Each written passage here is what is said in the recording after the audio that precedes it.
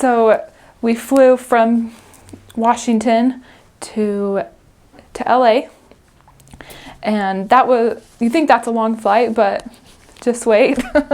And then we flew to Sydney, which is about like 15 hours, and it's like the hardest thing trying to stay awake, and then you're going forward a day or missing a day, and it's getting, your whole mind is messed up.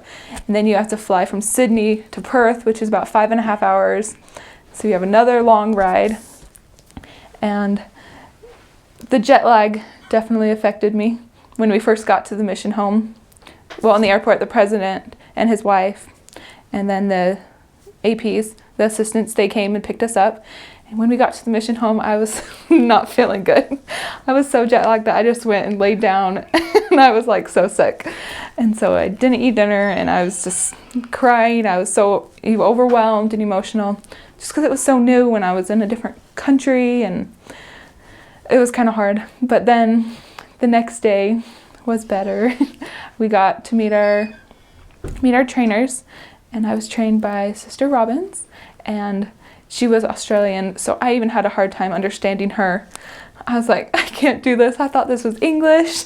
But once we got teaching, it got better.